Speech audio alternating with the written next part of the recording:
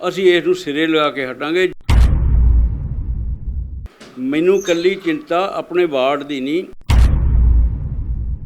ਮੰਤਰੀ ਦੇ ਧਿਆਨ 'ਚ ਲਿਆਉਂਦਾ ਰਹਾਂਗਾ। ਵਿਅਕਤੀ ਨੂੰ ਕਦੇ ਗੱਲਾਂ ਬਾਤਾਂ ਕਹਾਣੀਆਂ 100 ਗੱਪ-ਸ਼ੱਪ ਮਾਰ ਕੇ ਲੋਕਾਂ ਦਾ ਧਿਆਨ ਮੋੜਨ ਦੀ ਸ਼ਕਤੀ ਰੱਖਦਾ ਹੋਵੇ, ਉਹ ਕਈ ਵਾਰੀ ਮੋੜ ਜਾਂਦਾ ਹੈ। ਯਕੀਨ ਦਿਵਾਊਂਗਾ ਕਿ ਜੇ ਇਸ ਤਰ੍ਹਾਂ ਰਿਹਾ ਸਾਡੀ ਪਾਰਟੀ ਨੂੰ ਨੁਕਸਾਨ ਹੋ ਜਾਣਾ 2022 ਦੀ ਚੋਣਾਂ ਦੇ ਵਿੱਚ। ਅਗਰ ਬਿਲਕੁਲ ਹੀ ਕੁਛ ਹੁੰਦਾ ਨਾ ਦਿਸਿਆ, ਫਿਰ ਸਭ ਤੋਂ ਵੱਡੀ ਤਾਕਤ ਲੋਕ ਹੁੰਦੇ ਆ। ਮੈਂ ਲੋਕਾਂ 'ਚ ਜਾਊਂਗਾ, ਰਾਤ ਉਹਨਾਂ ਨੂੰ ਦੇਣ ਨੂੰ ਤਿਆਰ ਨਹੀਂ, ਤੇ ਪੈਸਾ ਸਾਡਾ ਜਿਹੜਾ ਵੇਸਟ ਹੋਈ ਜਾਂਦਾ।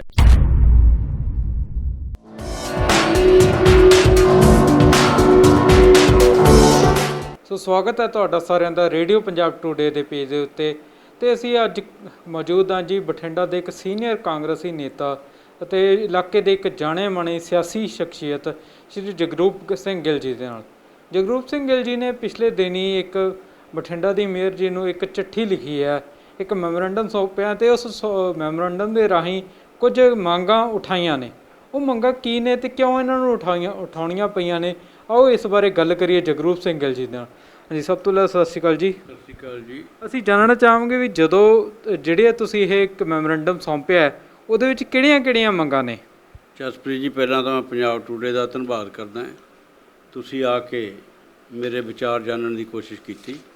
ਮੈਂ ਔਰ ਮੇਰਾ ਇੱਕ ਸਾਥੀ ਸੁਖਦੀਪ ਸਿੰਘ ਢਿੱਲੋਂ, ਮਿਊਨਿਸਪਲ ਕੌਂਸਲ ਕੱਲ੍ਹ ਨਗਰ ਨਿਗਮ ਬਠਿੰਡਾ ਵਿਖੇ ਸਾਡੀ ਜਿਹੜੀ ਮੇਅਰ ਹੈ ਰਮਨ ਗੋਇਲ ਜੀ, ਉਹਨਾਂ ਨੂੰ ਇੱਕ ਮੈਮੋਰੰਡਮ ਦੇ ਕੇ ਆਏ ਹੈ, ਜਿਹਦੇ 'ਚ ਅਸੀਂ ਮੰਗ ਕੀਤੀ ਹੈ ਕਿ ਬੇਸਿਕ ਜਿਹੜੇ ਕਰੰਟ ਮੁੱਦੇ ਹੈ ਜਿਹੜੇ ਬਹੁਤ ਜ਼ਰੂਰੀ ਅੱਜ ਦੀ ਘੜੀ ਦੇ ਵਿੱਚ, ਉਹ ਉਹਨਾਂ ਨੂੰ ਕਿਹਾ ਵੀ ਮੈਂ ਪਹਿਲਾਂ ਉਡੀਕਦਾ ਰਿਹਾ ਵੀ 1 ਮਹੀਨਾ ਹੋ ਗਿਆ ਚੋਣ ਹੋਈ ਨੂੰ, ਉਹ ਇਨੀਸ਼ੀਏਟ ਕਰਨਗੇ, ਆਪ ਮੀਟਿੰਗ ਕੱਢਣਗੇ ਔਰ ਅਜਿਹੇ ਮੁੱਦਿਆਂ ਨੂੰ ਹਾਊਸ ਦੇ ਵਿੱਚ ਲੈ ਕੇ ਆਉਣਗੇ। ਉਸ ਉਡੀਕ ਤੋਂ ਬਾਅਦ ਫਿਰ ਮੈਂ ਲਿਖਤੀ ਤੌਰ ਦੇ ਉੱਤੇ 3 ਜਿਹੜੇ ਹੈ ਇਸ਼ੂ ਲੈ ਕੇ ਉਹਨਾਂ ਦੇ ਦਫ਼ਤਰ 'ਚ ਹਾਜ਼ਰ ਹੋਇਆ ਸੀ ਔਰ ਉਹਨਾਂ ਨੂੰ ਇਹ ਮੈਮੋਰੰਡਮ ਦੇ ਕੇ ਆਏ। ਜਿਹਦੇ 'ਚ ਪਹਿਲਾ ਇਸ਼ੂ ਮੈਂ ਇਹ ਲਿਆ ਸੀ ਕਿ ਪਿਛੇ 14 ਫਰਵਰੀ ਨੂੰ ਸਾਡੀ ਚੋਣ ਹੋਈ ਹੈ 2021 ਨੂੰ, ਔਰ 1 ਮਹੀਨੇ ਬਾਅਦ 15 ਮਾਰਚ ਨੂੰ ਸਾਡੀ ਮੇਅਰ ਦੀ ਚੋਣ ਹੋਈ ਹੈ। 14 ਫਰਵਰੀ ਨੂੰ ਜਿਸ ਦਿਨ ਚੋਣ ਸੀ, ਇੱਕ ਲੈਟਰ ਪੰਜਾਬ ਸਰਕਾਰ ਵੱਲੋਂ ਜਾਂ ਲੋਕਲ ਬਾਡੀ ਡਿਪਾਰਟਮੈਂਟ ਵੱਲੋਂ ਜਾਰੀ ਕੀਤਾ ਗਿਆ ਸੀ, ਜਿਹਦੇ ਵਿੱਚ ਪਾਣੀ ਦੇ ਰੇਟ ਵਧਾ ਦਿੱਤੇ ਗਏ ਔਰ ਜਿਹੜੇ ਲੋਕਾਂ ਨੂੰ ਐਗਜ਼ੰਪਸ਼ਨ ਸੀ 50 ਗਜ ਤੋਂ ਲੈ ਕੇ 100 ਗਜ ਤੱਕ, ਇੱਥੋਂ ਤੱਕ ਕਿ 50 ਗਜ ਜਿਹੜੇ ਕੋਈ ਡਬਲ ਸਟੋਰੀ ਬਣਿਆ ਉਸ ਨੂੰ ਵੀ ਇਸ 'ਤੇ ਪਾਣੀ ਦੇ ਚਾਰਜਰ ਲਾਉਣ ਲਈ ਮਤਾ ਪਾਸ ਕਰ ਦਿੱਤਾ ਗਿਆ ਐਡਮਿਨਿਸਟ੍ਰੇਟਰ ਵੱਲੋਂ, ਕਮਿਸ਼ਨਰ ਕਾਰਪੋਰੇਸ਼ਨ ਵੱਲੋਂ। ਉਹਦੇ ਵਿੱਚ ਪੰਜਾਬ ਸਰਕਾਰ ਦਾ ਵੀ ਕੋਈ ਰੋਲ ਸੀ ਜਾਂ ਇਕੱਲੇ ਜਿਹੜੇ ਬਠਿੰਡਾ ਦੀ ਨਗਰ ਨਿਗਮ ਤੇ ਪ੍ਰਸ਼ਾਸਨ ਦੇ ਵੱਲੋਂ ਹੀ ਜਿਹੜੇ ਕਦਮ ਉਠਾਇਆ ਗਿਆ? ਨਹੀਂ, ਉਹ ਲੋਕਲ ਬਾਡੀ ਡਿਪਾਰਟਮੈਂਟ ਵੱਲੋਂ ਇੱਕ ਲੈਟਰ ਸੀ। ਮੈਨੂੰ ਇਹ ਇਸ਼ੂ ਤਾਂ ਲੈਣਾ ਪਿਆ, ਪਿਛਲੇ ਲੰਮੇ ਸਮੇਂ ਦੇ ਵਿੱਚ ਆਰਥਿਕ ਹਾਲਤ ਲੋਕਾਂ ਦੀ ਪਹਿਲਾਂ ਹੀ ਬਹੁਤ ਮਾੜੀ ਹੈ। ਲੋਕ ਇੰਨੇ ਗਰੀਬ ਨੇ, ਜਿਹੜੇ 50-50 ਗਜ ਵਾਲੇ ਲੋਕ ਨੇ, ਉਹ ਮਜ਼ਦੂਰੀ ਕਰਦੇ ਨੇ, ਕੋਈ ਰੇਹੜੀ ਲਾਉਂਦਾ ਹੈ, ਉਹਨਾਂ ਦੇ ਉੱਤੇ 30 ਲੱਖ ਦੇ ਕਰੀਬ ਭਾਰ, ਇਸ 15,000 ਘਰ ਹੈ ਜਿਹਦੇ ਉੱਤੇ ਭਾਰ ਪੈਣਾ। 30 ਲੱਖ ਰੁਪਇਆ ਤਾਂ ਐਨੂਅਲ ਉਹਨਾਂ ਦੇ ਉੱਤੇ ਸਿੱਧਾ ਬੋਝ ਪੈਣਾ। ਔਰ ਜੇ ਪੱਤਰ ਜਾਰੀ ਜਿਹੜਾ ਕੀਤਾ ਲਾਗੂ ਰਹਿ ਗਿਆ, ਅਗਲੇ ਸਾਲ ਤੋਂ ਇਸ ਦੇ ਉੱਤੇ ਜਿਹੜੇ ਹੈ ਐਕਸੈਸ 5% ਚਾਰਜਿਸ ਹੋਰ ਲੱਗਣੇ ਸ਼ੁਰੂ ਹੋ ਜਾਣੇ।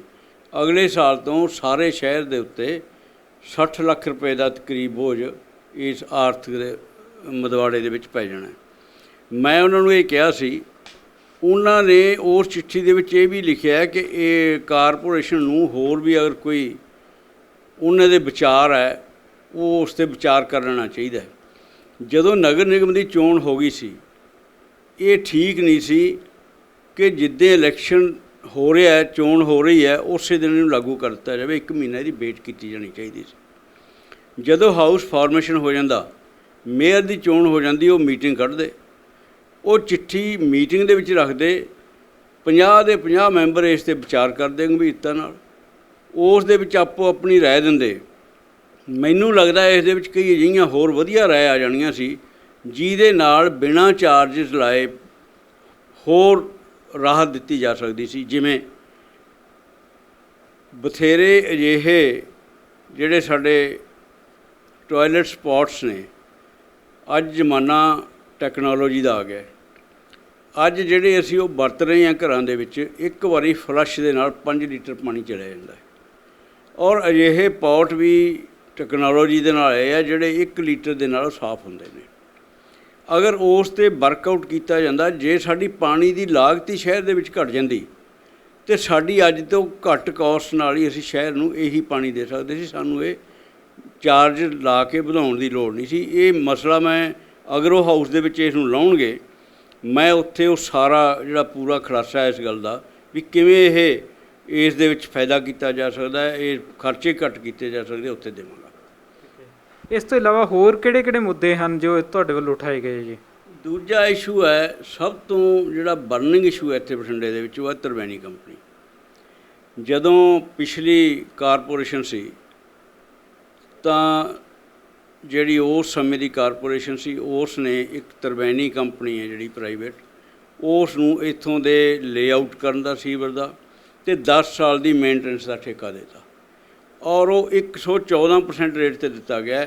14% 100 ਤੋਂ ਵੀ ਵੱਧ ਰੇਟ ਦਿੱਤੇ ਗਏ ਨੇ, ਜਦੋਂ ਕਿ ਆਮ ਤੌਰ ਦੇ ਉੱਤੇ ਜੋ ਕੰਟਰੈਕਟ ਆਉਂਦਾ ਹੈ ਉਹ 100% ਤੋਂ ਘੱਟ ਰੇਟਾਂ ਦੇ ਉੱਤੇ ਕੰਮ ਜਾਂਦੇ ਆ। ਪਹਿਲਾਂ ਸੀਵਰੇਜ ਬੋਰਡ ਦੇ ਠੇਕੇਦਾਰ ਇਹ ਕੰਮ ਘੱਟ ਰੇਟ 'ਤੇ ਕਰਦੇ ਰਹੇ ਆ। ਉਦੋਂ ਵੀ ਮੈਂ ਇਹ ਇਸ਼ੂ ਉਠਾਇਆ ਸੀ ਵੀ ਜਦੋਂ ਸੀਵਰੇਜ ਬੋਰਡ ਐਕਟ ਬਣਿਆ 1982-83 ਦੇ ਵਿੱਚ ਇਹ ਬਣਿਆ ਸੀ, ਉਦੋਂ ਮੈਂ ਵਿਰੋਧ ਕੀਤਾ ਸੀ ਕਿ ਸੀਵਰੇਜ ਬੋਰਡ ਨੂੰ ਵੀ ਇਹ ਪ੍ਰਬੰਧ ਨਹੀਂ ਸੌਂਪਿਆ ਜਾਣਾ ਚਾਹੀਦਾ। ਤਾਂ ਉਸ ਸਮੇਂ ਜਿਹੜੀ ਦਲੀਲ ਇਹ ਦਿੱਤੀ ਗਈ ਸੀ, ਕਿਉਂਕਿ ਮੈਂ 1979 ਤੋਂ ਲਗਾਤਾਰ ਅੱਜ ਤੱਕ 40-42 ਸਾਲ ਤੋਂ ਇਸ ਹਾਊਸ ਦਾ ਮੈਂਬਰ ਹਾਂ, ਉਦੋਂ ਦਲੀਲ ਇਹ ਦਿੱਤੀ ਗਈ ਕਿ ਜਿਹੜਾ ਸੀਵਰੇਜ ਬੋਰਡ ਹੈ ਇਹ ਟੈਕਨੀਕਲ ਅਦਾਰਾ ਹੈ। ਨਗਰ ਕੌਂਸਲਾਂ ਜਾਂ ਨਗਰ ਨਿਗਮ ਇਸ ਨੂੰ ਉਸ ਤਰੀਕੇ ਦੇ ਨਾਲ ਸੀਵਰੇਜ ਬੋਰਡ ਦਾ ਪ੍ਰਬੰਧ ਨਹੀਂ ਸਾਂਭ ਸਕਦੇ ਜਿਸ ਤਰ੍ਹਾਂ ਸੀਵਰੇਜ ਬੋਰਡ ਜਿਹੜਾ ਹੈਗਾ ਸੰਭਾਲ ਲਏਗਾ, ਉੱਥੇ ਟੈਕਨੀਕਲ ਬੰਦੇ ਹੋਣਗੇ। ਉਹ ਲਾਗੂ ਚੱਲਿਆ ਆ ਰਿਹਾ ਸੀ। ਹੁਣ ਜਿਹੜੀ ਦਲੀਲ ਦਿੱਤੀ ਗਈ, ਕਹਿੰਦੇ ਜਿਹੜੀ ਤਰਵੈਣੀ ਕੰਪਨੀ ਹੈ ਇਹਦੇ ਵਿੱਚ ਬਹੁਤ ਮਾਹਰ ਨੇ ਅਤੇ ਇਹਨਾਂ ਕੋਲ ਇਕੁਪਮੈਂਟਸ ਬਹੁਤ ਵਧੀਆ ਨੇ, ਇਸ ਕਰਕੇ ਹੁਣ ਸੀਵਰੇਜ ਬੋਰਡ ਕੋਲ ਕੰਮ ਵੀ ਨਹੀਂ ਹੈ, ਤਰਵੈਣੀ ਕੰਪਨੀ ਕੋਲ ਕੰਮ ਹੈ, ਸੀਵਰੇਜ ਬੋਰਡ ਇਹਨੂੰ ਕਰਾਉਂਦਾ ਹੈ। ਸਾਡੀ ਮੁਸ਼ਕਿਲ ਜਿੱਥੇ ਰੇਟ ਵੱਧਦੀ ਹੈ ਉੱਥੇ ਜਦੋਂ ਸ਼ਹਿਰ ਦੇ ਵਿੱਚ ਕੰਪਲੇਂਟਸ ਆਉਂਦੀਆਂ ਨੇ, ਸਮੱਸਿਆਵਾਂ ਆਉਂਦੀਆਂ ਨੇ, ਸਾਡੇ ਮੈਂਬਰ ਚੀਕਦੇ ਸੀ ਹਾਊਸ ਦੇ ਵਿੱਚ, ਭਾਵੇਂ ਉਹ ਸੱਤਾਧਾਰੀ ਧਿਰ ਦੇ ਸੀ, ਬੇਸ਼ੱਕ ਅਸੀਂ ਆਪੋਜੀਸ਼ਨ ਦੇ ਮੈਂਬਰ ਸੀ।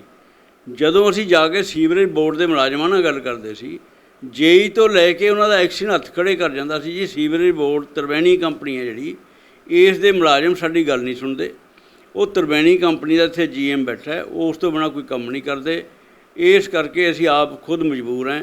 ਅਤੇ ਬੜਾ ਲੰਮਾ ਸਮਾਂ ਲੋਕਾਂ ਦੀਆਂ ਜਿਹੜੀਆਂ ਕੰਪਲੇਂਟ ਸੀ ਪੈਂਡਿੰਗ ਪਈਆਂ ਰਹਿੰਦੀਆਂ ਸੀ। ਅੱਜ ਵੀ ਤੁਸੀਂ ਅਗਰ ਸ਼ਹਿਰ 'ਚ ਜਾਓਗੇ, ਤੁਹਾਨੂੰ ਬਹੁਤ ਜਗ੍ਹਾ ਐਸੀ ਨਿਊਸੈਂਸ ਮਿਲੇਗੀ, ਐਸੇ ਛੱਪੜ ਮਿਲਣਗੇ ਸੀਵਰੇਜ ਜਿਹੜਾ ਓਵਰਫਲੋ ਹੋ ਕੇ, ਤਾਂ ਉਹ ਜਿਹੜੀ ਹੈ ਕਈ ਦਿਨ ਲੋਕਾਂ ਨੂੰ ਸਾਹਮਣਾ ਕਰਨਾ ਪੈਂਦਾ ਗੰਦਗੀ ਦਾ।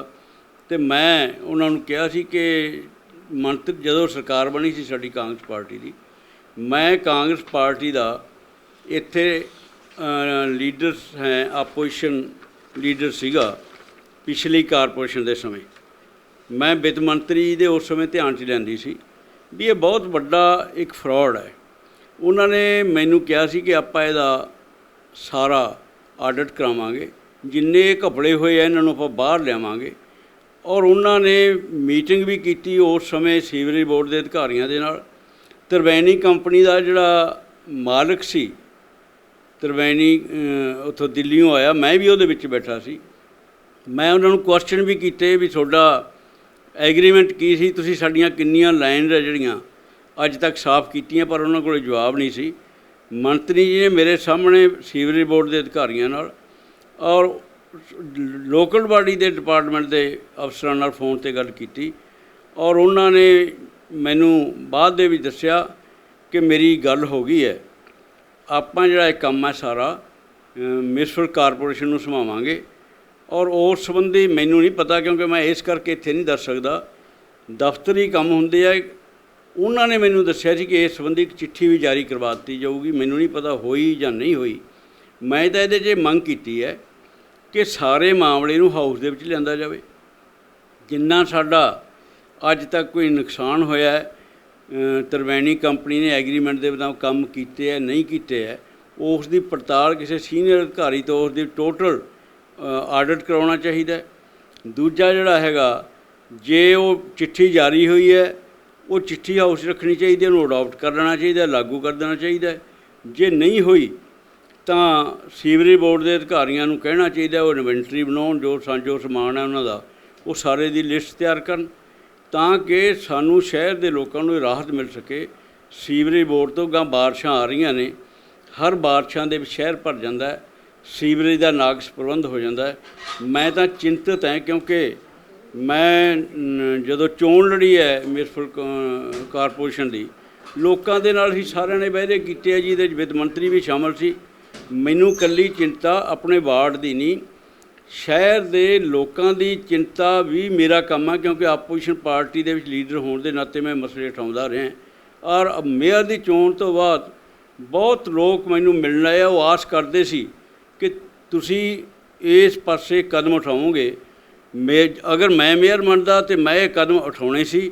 ਹੁਣ ਕਿਉਂਕਿ ਮੈਂ ਮੇਅਰ ਨਹੀਂ, ਮੈਂ ਜਿੰਨੇ ਵੀ ਲੋਕ ਸ਼ਹਿਰ ਦੇ ਕਿਸੇ ਹਿੱਸੇ 'ਚੋਂ ਮੈਨੂੰ ਮਿਲਣ ਆਏ, ਮੈਂ ਉਹਨਾਂ ਨੂੰ ਕਿਹਾ ਮੈਂ ਮੇਅਰ ਜੇ ਨਹੀਂ ਵੀ ਬਣ ਸਕਿਆ, ਮੈਂ ਬਤੌਰ ਮੈਂਬਰ ਇਹ ਸਾਰੇ ਮਾਮਲੇ ਨੂੰ ਹਾਊਸ ਦੇ ਵਿੱਚ ਚੱਕਦਾ ਰਹਾਂਗਾ, ਮੰਤਰੀ ਦੇ ਧਿਆਨ 'ਚ ਲਿਆਉਂਦਾ ਰਹਾਂਗਾ।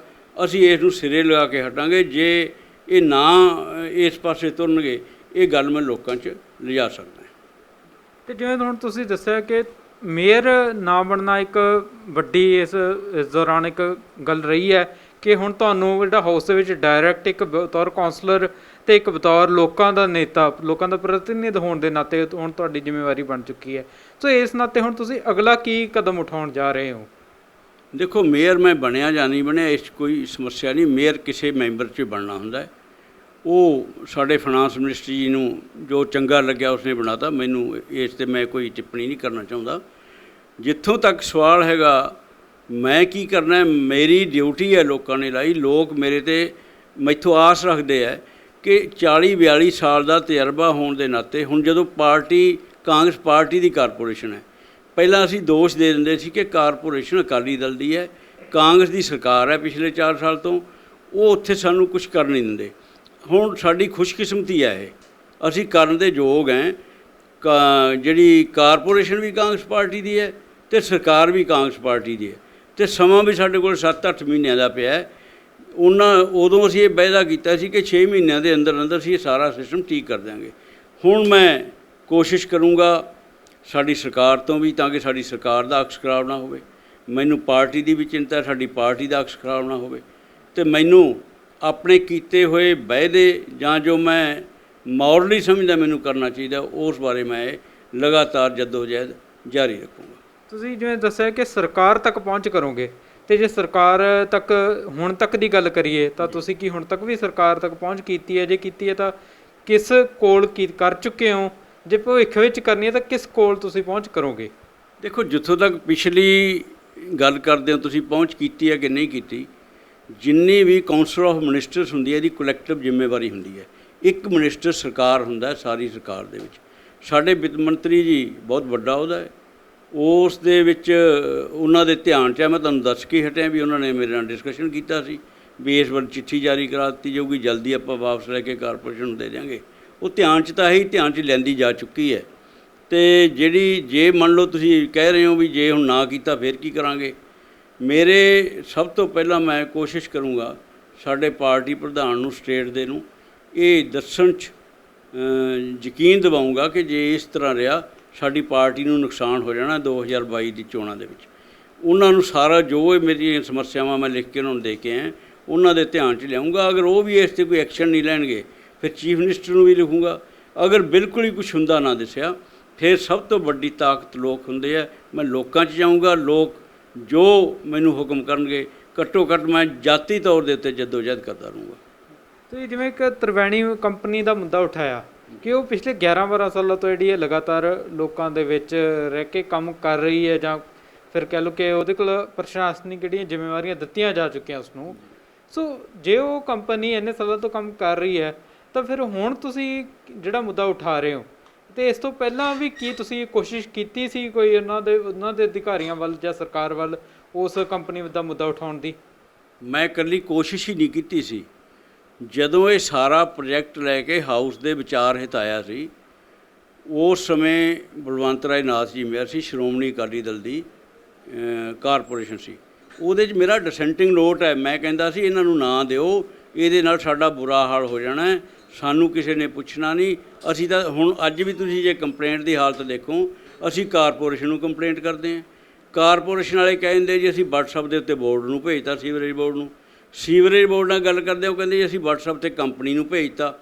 ਕੰਪਨੀ ਵਾਲੇ ਜਿਹੜੇ ਅੱਗੇ SDO ਹੈ, JE ਐਕਸੀ ਨੇ, ਉੱਥੇ 1-2 ਸੁਪਰਵਾਈਜ਼ਰ ਨੇ, ਉਹ ਕਹਿੰਦੇ ਜੀ ਸੁਪਰਵਾਈਜ਼ਰ ਮੋਨੂ ਨੂੰ ਅਸੀਂ WhatsApp ਭੇਜਤਾ। ਤੁਸੀਂ ਸਾਡੀ ਹਾਲਤ ਇੱਕ ਚੁਣੇ ਹੋਏ ਨੁਮਾਇੰਦੇ ਦੀ ਦੇਖੋ।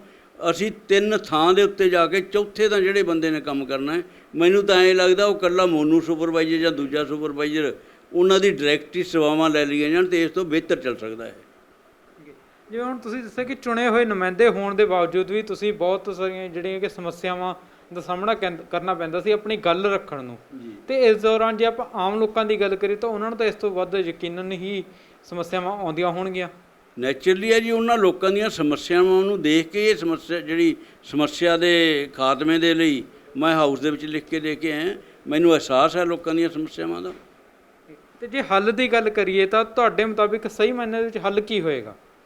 ਸਹੀ ਮਾਇਨੇ ਦੇ ਵਿੱਚ ਹੱਲ ਇਹ ਹੈ ਜੀ, ਐਡਾ ਵੱਡਾ ਸ਼ਹਿਰ ਹੈ, ਇਹਨਾਂ ਨੇ ਜ਼ੋਨਾਂ 'ਚ ਵੰਡਿਆ ਹੋਇਆ ਹੈ।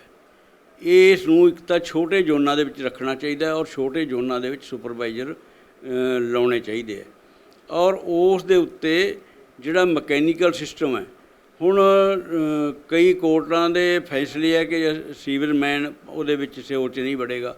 ਮੈਂ ਉਸ ਦੇ ਨਾਲ ਸਹਿਮਤ ਹਾਂ ਕਿਉਂਕਿ ਕੋਰਟ ਦੇ ਫੈਸਲੇ ਨੇ, ਪਰ ਉਸ ਦੇ ਲਈ ਕੋਈ ਨਾ ਕੋਈ ਮਕੈਨੀਕਲ ਸਿਸਟਮ ਤਾਂ ਸਾਨੂੰ ਕਰਨਾ ਹੀ ਪਏਗਾ ਨਾ ਤਿਆਰ। ਜੇ ਅਸੀਂ ਨਹੀਂ ਕਰਾਂਗੇ ਇੱਥੇ ਐਪੀਡੈਮਿਕ ਫੈਲ ਜਾਏਗੀ, ਨਰਕ ਹੋ ਜਾਏਗਾ ਅਗਰ ਰਿਸੀਵਰ ਬੰਦ ਹੋ ਗਿਆ। ਤੁਸੀਂ ਦੱਸਿਆ ਸੀ ਕਿ 3 ਮੁੱਦੇ ਉਠਾਏ ਨੇ, ਸੋ 2 ਮੁੱਦੇ ਤੁਸੀਂ ਸਾਨੂੰ ਦੱਸ ਚੁੱਕੇ ਤੇ ਤੀਸਰੇ ਦੇ ਵਿੱਚ ਹੀ ਮੈਂ ਹੋ ਰਿਹਾ ਜੀ। ਹਾਂਜੀ, ਹਾਲਤ ਇਹ ਹੈ, ਜਿਹੜਾ ਤਰਵੈਣੀ ਕੰਪਨੀ ਵੇਲੇ ਇੱਕ ਲਾਈਨ ਪਈ ਹੈ ਡਿਸਪੋਜ਼ਲ ਦੀ, ਸੰਜੇ ਟੋਭੇ ਤੋਂ ਲੈ ਕੇ ਅਸੀਂ ਡਿਸਪੋਜ਼ਲ ਸੰਜੇ ਟੋਭੇ ਲੈ ਕੇ ਜਾਣਾ ਸੀ, ਆਪਣੇ ਅਮਰਪੁਰੇ ਟੋਭੇ ਤੋਂ ਲੈ ਕੇ ਉਹ ਅਸੀਂ ਪਾਣੀ ਨਿਕਾਸੀ ਕਰਨੀ ਸੀ।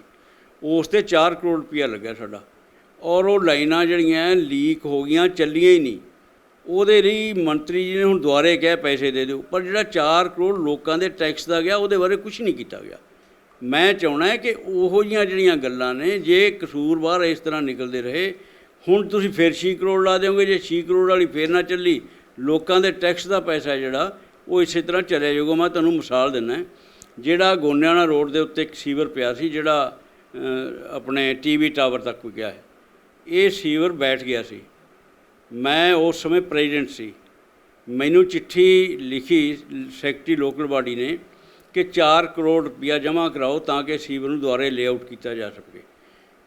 ਮਿਨਿਸਟਰ ਸੈਕਟਰੀ ਦੀ ਮੀਟਿੰਗ ਸੀ, ਮੈਂ ਖੜ੍ਹਾ ਹੋਇਆ, ਮੈਂ ਉਹਨਾਂ ਨੂੰ ਕਿਹਾ ਵੀ ਅਸੀਂ ਪੈਸਾ ਨਹੀਂ ਦੇਵਾਂਗੇ, 4 ਕਰੋੜ ਰੁਪਇਆ ਸਾਡਾ ਜਿਹੜਾ ਜਾਇਆ ਗਿਆ ਹੈ, ਪਹਿਲਾਂ ਉਹਦੀ ਜ਼ਿੰਮੇਵਾਰੀ ਫਿਕਸ ਕਰੋ ਤਾਂ ਕਿ ਅਸੀਂ ਲੋਕਾਂ ਨੂੰ ਹੋਰ ਵੀ ਸਹੂਲਤਾਂ ਦੇਣੀਆਂ ਨੇ।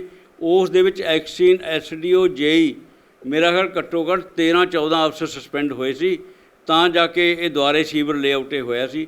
ਇਸ ਤਰ੍ਹਾਂ ਜੇ ਅਸੀਂ ਕਰਦੇ ਰਹੇ ਤਾਂ ਸਾਡੇ ਪੈਸੇ ਦੀ ਬਰਬਾਦੀ, ਸ਼ਹਿਰ ਦੇ ਲੋਕਾਂ ਨੇ ਟੈਕਸ ਦਿੱਤਾ ਹੈ, ਉਹ ਤਾਂ ਅਸੀਂ ਪਾਣੀ 'ਤੇ ਕਦੇ ਵੱਧ ਲਾਤੇ ਟੈਕਸ, ਕਦੇ ਪ੍ਰਾਪਰਟੀ ਟੈਕਸ ਲਾਤਾ, ਰਾਤ ਉਹਨਾਂ ਨੂੰ ਦੇਣ ਨੂੰ ਤਿਆਰ ਨਹੀਂ, ਅਤੇ ਪੈਸਾ ਸਾਡਾ ਜਿਹੜਾ ਵੇਸਟ ਹੋਈ ਜਾਂਦਾ। ਇਹ ਚਿੰਤਾ ਹੈ ਮੈਨੂੰ। ਤੁਸੀਂ ਜਿਵੇਂ ਸਾਰੇ ਮੁੱਦੇ ਉਠਾਏ ਨੇ, ਇਹ ਬਹੁਤ ਹੀ ਧਿਆਨ ਮੰਗਦੇ ਨੇ, ਤੇ ਤੁਹਾਨੂੰ ਨਹੀਂ ਲੱਗਦਾ ਕਿ ਇਹਦੇ ਨਾਲ ਫਿਰ ਜਿਹੜੀਆਂ ਆਉਣ ਵਾਲੀਆਂ ਵਿਧਾਨ ਸਭਾ ਦੀਆਂ ਚੋਣਾਂ ਨੇ ਉਹਦੇ ਵਿੱਚ ਵੀ ਕਾਂਗਰਸ ਪਾਰਟੀ ਨੂੰ ਖਮਿਆਜ਼ਾ ਭੁਗਤਣਾ ਪੈ ਸਕਦਾ ਹੈ, ਖਾਸ ਕਰਕੇ ਜੋ ਵਿੱਤ ਮੰਤਰੀ ਨੇ ਉਹਨਾਂ ਨੂੰ? ਦੇਖੋ ਜੀ, ਵਿੱਤ ਮੰਤਰੀ ਜੀ ਬੜੇ ਸਿਆਣੇ ਹੈ, ਉਹ ਬੜੀ ਗੱਲ ਨੂੰ ਟਵਿਸਟ ਕਰਨ ਜਾਣਦੇ ਹੈ। ਘਾਟਾ ਜੇ ਤਾਂ ਲੋਕ ਇਸ ਗੱਲ ਨੂੰ ਲੈਣਗੇ ਕਿ ਉਹਨਾਂ ਨਾਲ ਕੀਤੇ ਵਾਅਦੇ ਆ ਜਿਹੜੇ, ਉਹਨਾਂ ਨੂੰ ਪੂਰੇ ਕਰਨ ਲਈ ਉਹਨਾਂ ਦੇ ਨੁਮਾਇੰਦੇ ਜੁਟੇ ਹੋਏ ਹੈ, ਅਤੇ ਲੋਕ ਵਿਸ਼ਵਾਸ ਕਰ ਲੈਣਗੇ। ਪਰ ਕਈ ਵਾਰੀ ਜਿਸ ਵਿਅਕਤੀ ਨੂੰ ਕਦੇ ਗੱਲਾਂ ਬਾਤਾਂ ਕਹਾਣੀਆਂ 100 ਗੱਪ-ਸ਼ੱਪ ਮਾਰ ਕੇ ਲੋਕਾਂ ਦਾ ਧਿਆਨ ਮੋੜਨ ਦੀ ਸ਼ਕਤੀ ਰੱਖਦਾ ਹੋਵੇ, ਉਹ ਕਈ ਵਾਰੀ ਮੋੜ ਜਾਂਦਾ ਹੈ। ਹੋ ਸਕਦਾ ਹੈ ਨਾ ਨੁਕਸਾਨ ਹੋਵੇ। ਜੇ ਲੋਕ, ਬਠਿੰਡੇ ਦੇ ਲੋਕ, ਇਸ ਗੱਲ ਨੂੰ ਆਪਣੇ ਮਨ ਦੇ ਵਿੱਚ ਫਸਾ ਕੇ ਲੈ ਗਏ, ਫਿਰ ਮੈਂ ਸਮਝਦਾ ਪੱਕੇ ਤੌਰ 'ਤੇ ਨੁਕਸਾਨ ਹੋਏਗਾ। ਤੀਜਾ ਇਸ਼ੂ ਜਿਹੜਾ ਇਸ ਅਸੀਂ ਲਿਆ ਵੀ ਪ੍ਰਾਪਰਟੀ ਟੈਕਸ ਹੈ, ਜਿਹੜਾ ਜਦੋਂ ਕੋਵਿਡ ਆਇਆ ਸੀ, ਮੈਂ ਖੁਦ ਉਸ ਟੀਮ ਦਾ ਹਿੱਸਾ ਹੈ। ਸਾਡਾ ਜ਼ਿਲ੍ਹਾ ਪ੍ਰਧਾਨ ਮੰਤਰੀ, ਅਸੀਂ ਦੁਕਾਨਦਾਰਾਂ ਕੋਲੇ ਬਹੁਤ ਜਗ੍ਹਾ ਗਏ ਸੀ ਵੀ ਬੜਾ ਨੁਕਸਾਨ ਹੋ ਗਿਆ ਕੋਵਿਡ ਦੇ ਵਿੱਚ। ਮੰਤਰੀ ਜੀ ਨੇ ਬੜੀ ਜ਼ਿੰਮੇਵਾਰੀ ਨਾਲ ਇਹ ਕਿਹਾ ਸੀ ਕਿ ਅਸੀਂ ਕੋਸ਼ਿਸ਼ ਕਰਦੇ ਹਾਂ, ਅਸੀਂ ਇਹ ਜ਼ਰੂਰ ਤੁਹਾਡਾ ਕਰਾਂਗੇ ਕਿ ਤੁਹਾਨੂੰ ਕੋਈ ਨਾ ਕੋਈ ਪ੍ਰਾਪਰਟੀ ਟੈਕਸ ਦੇ ਵਿੱਚ ਰਾਹਤ ਦਿੱਤੀ ਜਾਵੇ। ਸੋ ਬਹੁਤ ਬਹੁਤ ਧੰਨਵਾਦ ਜੀ। ਸੋ ਇਹ ਸਨ ਬਠਿੰਡਾ ਕਾਂਗਰਸ ਦੇ ਇੱਕ ਬਹੁਤ ਹੀ ਸੀਨੀਅਰ ਨੇਤਾ ਜੋ ਪਿਛਲੇ 40-42 ਸਾਲ ਤੋਂ ਲੋਕਾਂ ਦੇ ਪ੍ਰਤੀਨਿਧ ਬਣ ਕੇ ਕੌਂਸਲ ਦੇ ਵਿੱਚ ਅਤੇ ਹਾਊਸ ਦੇ ਵਿੱਚ ਲੋਕਾਂ ਦੀਆਂ ਮੰਗਾਂ ਉਠਾ ਰਹੇ ਹਨ ਤੇ ਇਸ ਵਕਤ ਵੀ ਇਹਨਾਂ ਨੇ ਬਹੁਤ ਹੀ ਸੰਵੇਦਨਸ਼ੀਲ ਅਤੇ ਬਹੁਤ ਹੀ ਗੰਭੀਰ ਮੁੱਦੇ ਜਿਹੜੇ ਤੇ ਨਾਲ ਉਹ ਬਠਿੰਡਾ ਨਗਰ ਨਿਗਮ ਦੇ ਸਾਹਮਣੇ ਲਿਆਂਦੇ ਹਨ ਤੇ ਇਸ ਬਾਰੇ ਬਠਿੰਡਾ ਦੀ ਮੇਅਰ ਨੂੰ ਯਾਨੀ ਕਿ ਰਮਨ ਗੋਇਲ ਜੀ ਨੂੰ ਵੀ ਪੱਤਰ ਲਿਖਿਆ ਹੈ।